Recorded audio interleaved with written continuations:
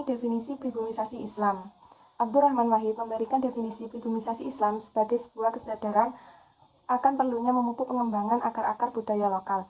Menurut pandangannya, agama Islam dan budaya memiliki independensi masing-masing, tapi keduanya memiliki wilayah tumpang tindih. Hal ini dapat dibandingkan terhadap independensi antara ilmu pengetahuan dan filsafat.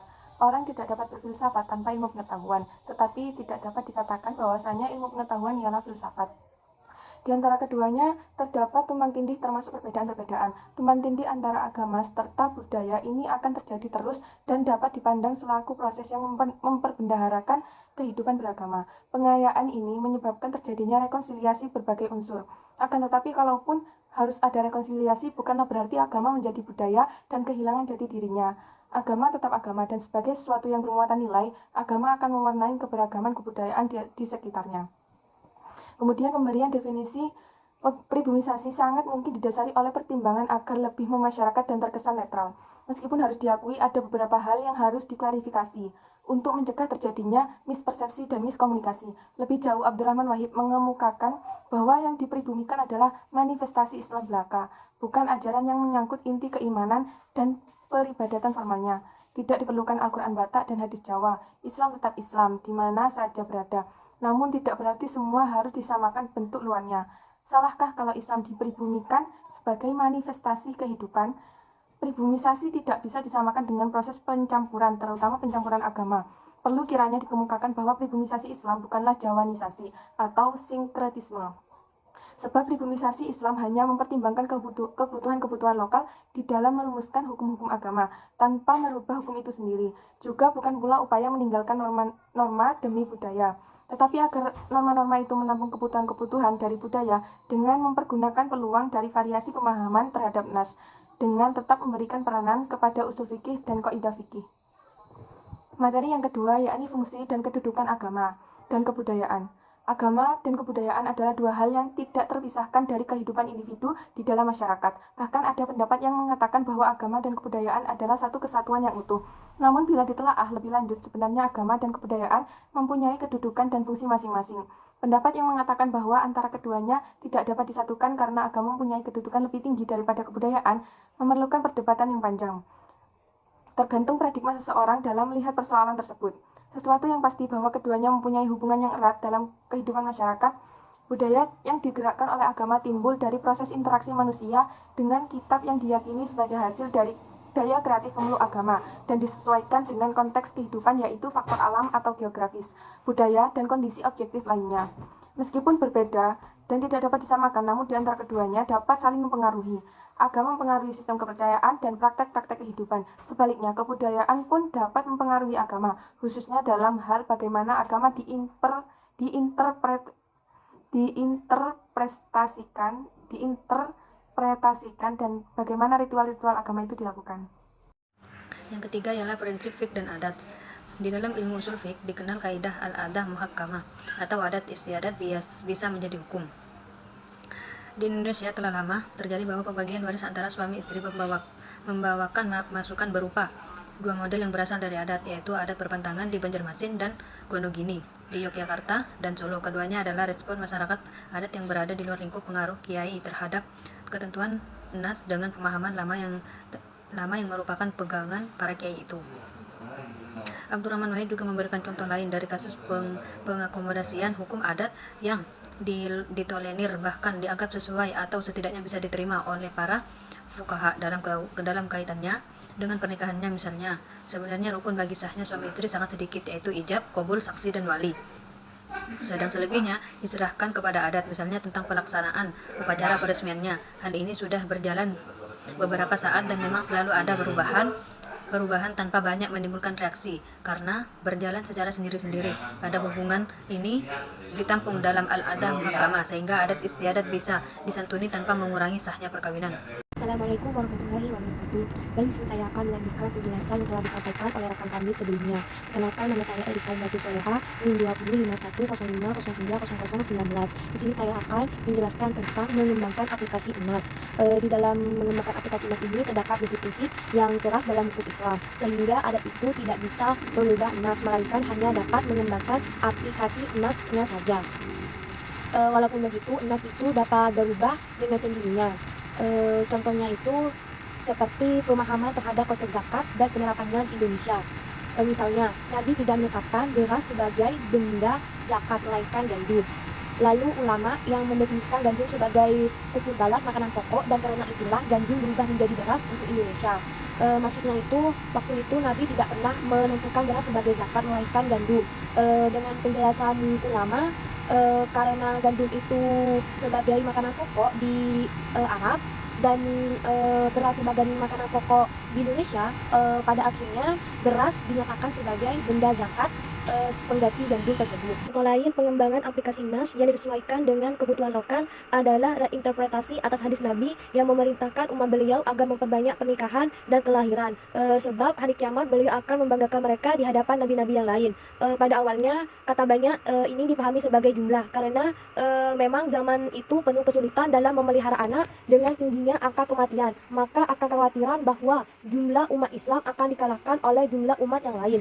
Akan tetapi alasan demikian pada saat ini tidak bisa dipertahankan lagi ketika penonjolan kuantitas sudah tidak dibutuhkan. Jumlah anak yang terlalu banyak justru akan menimbulkan bahaya ketika kemampuan masyarakat untuk menampung mereka ternyata tidak memadai. Maka terjadilah perubahan ukuran-ukuran itu dititik beratkan pada kualitas perubahan pemahaman seperti membawa kepada rumusan pemahaman nas yang baru.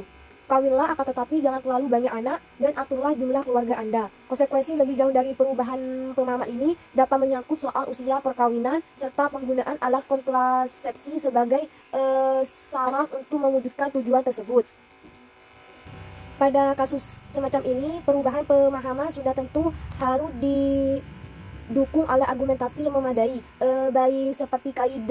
baik secara logika maupun syar'i. Dengan kata lain, harus dipertimbangkan penggunaan berbagai kaidah fiqhiyah seperti kaidah zar'u al-mafasid muqaddam ala jalbi al-masalih, yang artinya menutup kemungkinan bahwa harus didahulukan sebelum upaya memperoleh kemaslahatan.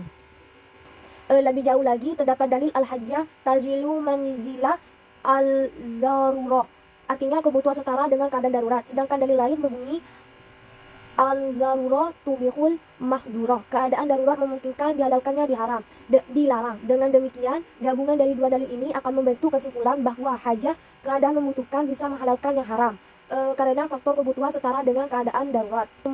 Rumusan ini jelas merupakan perubahan besar dalam konsep-konsep dasar fikih.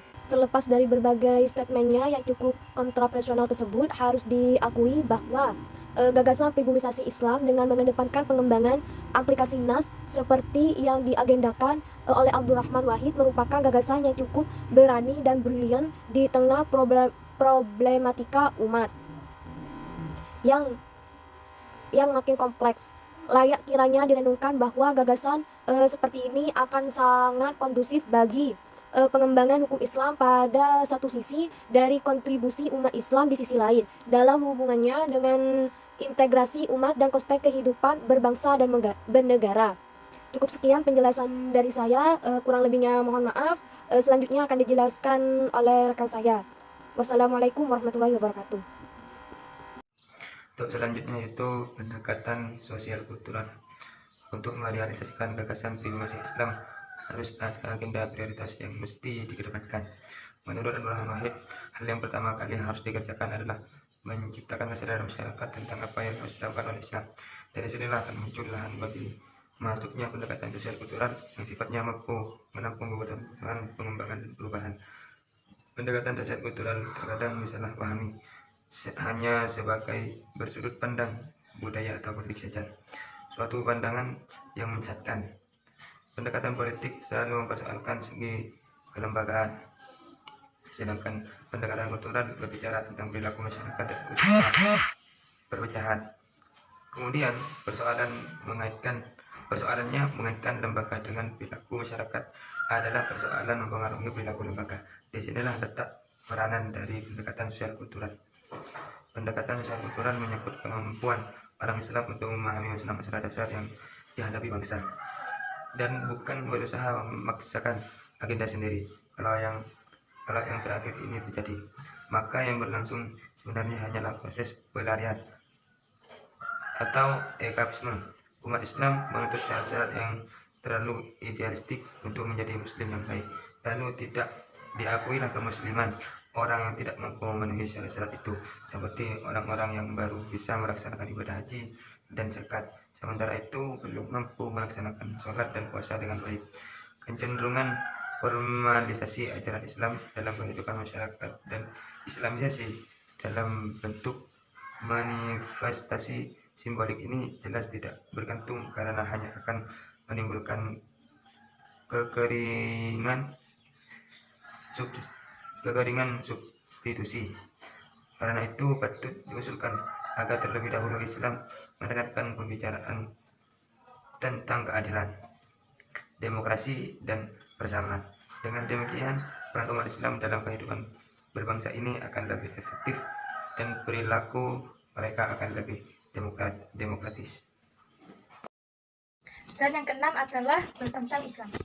Hal lainnya adalah merangsang umat Islam untuk tidak terlalu memikirkan manifestasi simbolik dari Islam dalam kehidupan, akan tetapi lebih mementingkan esensinya. Hal ini berarti penciptaan bertentang Islam dengan pembinaan atau pembentukan tiga nilai dasar, yakni keadilan, persamaan, dan demokrasi yang dalam kerangka operasionalnya mewujud dalam kaidah fikih tasarruf al-iman ala rakyatihi mantuhun bi al-maslahah. Tindakan pemegang kekuasaan rakyat ditentukan oleh kemaslahatan dan kesejahteraan mereka. Inti persoalannya adalah membangun etika masyarakat baru. Hubungannya yang lebih egaliter, kebebasan berpendapat, dan kedudukan pada hukum adalah inti keadilan yang akan membentuk perilaku masyarakat secara berangsur-angsur menuju budaya baru. Prioritas ini dibarengi dengan prioritas reformasi budaya-budaya yang ada, seperti penertiban kehidupan koperasi dan budaya politik. Ini penting sekali sebab komunitas Indonesia, Pancasila sendiri sebagai ideologi negara masih dalam taraf mencari bentuk atau masukan. Untuk mengoperasionalisasikan nilai-nilai dasar bangsa, di sini Islam bisa masuk tanpa perlu formalisasi, tetapi lebih dengan membawa bentang yang khas dari dirinya. Di samping prioritas tersebut, ada satu persoalan yang sangat perlu pemecahan dalam rangka pribumisasi Islam, yaitu menjembatani keterpisahan antara dua komponen dalam keyakinan Islam, yaitu keyakinan akan keimanan sangat pribadi sebagaimana tercantum dalam rukun iman, dan dimensi sosialnya sebagaimana tercantum dalam rukun Islam. Persoalannya sekarang ini adalah bagaimana dimensi pribadi ini bisa diterjemahkan secara sosial. Karena dalam Islam ternyata mungkin untuk menjadi mukmin yang baik dan sekaligus sosial, dan sebaliknya bisa pula terbentuk sikap hidup yang begitu sosial tetapi tanpa keimanan. Usaha untuk menjembatani kedua untuk keberagaman yang ekstrem ini adalah sebuah keseharusan sebagaimana Al-Quran telah memberikan petunjuknya. Dengan demikian, yang masih diperlukan adalah mempunyai komponen rukun iman dan sekaligus rukun Islam dalam bentuk yang menjembatani. Usaha untuk menjembatani ini merupakan pekerjaan besar yang harus ditempuh melalui dialog dengan semua pihak. Apa yang akan ditekankan tetapi mesti ditambah dan diperjelas dengan wawasan-wawasan baru. Dengan kata lain, semua kelompok masyarakat bertanggung jawab terhadap proses pribumisasi Islam dalam arti mengkokohkan kembali akar-akar budaya kita. Dengan tetap berusaha menciptakan masyarakat yang tak beragama, inilah tujuan akhir dari pribumisasi Islam.